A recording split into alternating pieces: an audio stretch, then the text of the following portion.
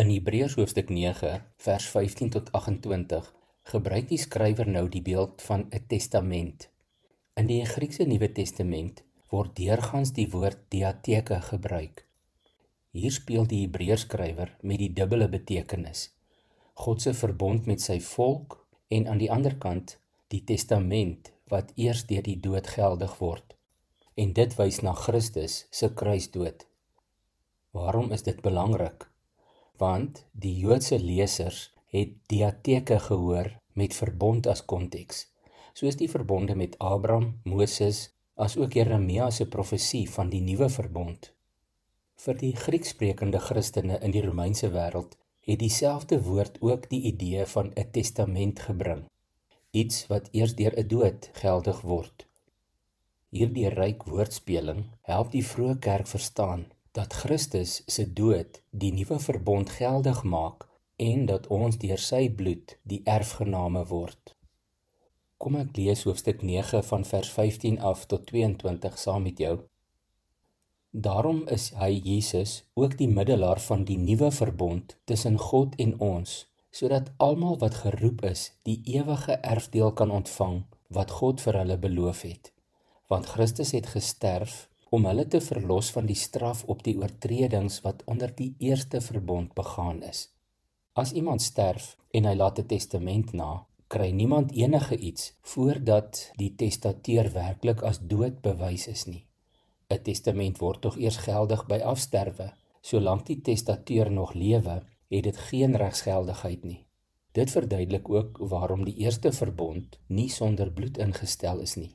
Vers 19: Nadat Moses al die gebooie van die wet aan die hele volk voorgehou het, het hy die bloed van kalwers en bokke met water verdun en sowel die wetboek as die hele volk met behulp van rooi wol en hisoptakkies besprinkel. Daarop het hy verklaar: hierdie bloed bekragtig die verbond wat God met julle gesluit het.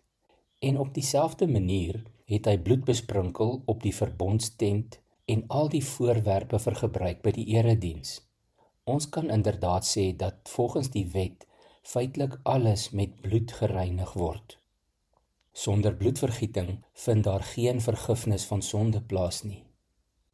Christus se dood is die waarborg van die nuwe verbond en die ewige erfenis vir God se nuwe volk, vir sy kinders. Jesus het nie in 'n nabootsing ingegaan nie, maar in die hemel self. Hy is nie die skadubeeld nie. Hy is inderdaad die weg, die waarheid en die lewe, Johannes 14 vers 6. En hy verskyn nou vir ons voor God, nie jaar na jaar soos die ou hoëpriesters nie, maar eens en vir altyd. Sy offer het die sonde finaal weggeneem. Ons leef in 'n wêreld vol herinnerings aan skuld, maar Christus het dit vir ons weggevat. Onthou Kolossense 2 vers 14 en ook hier in Hebreërs 5 vers 9 waar daar staan: en toe hy, Jesus Christus, volmaaktheid bereik het, dit is deur sy kruisdood en opstanding, het hy vir almal wat aan hom gehoorsaam is, die bron van ewige saligheid geword.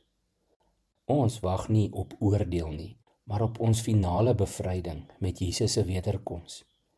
Hierdie waarheid verander hoe ons hoop en volharding verstaan. Kom ons bid saam. Here Jesus, baie dankie dat U deur U kruisdood en opstanding die finale oorwinning behaal het en ook die sonde weggeneem het. Dankie dat ons kan vashou, kan hoop en kan volhard tot op die dag dat U weer kom om ons finale bevryding aan te kondig. Dankie dat U die weg, die waarheid en die lewe is, ons ewige en volmaakte hoëpriester. Dankie dat U ons verlosser is en ook ons vriend. Help ons vandag, help my ook, om styf aan U vas te hou en in U voetspore te loop. Amen.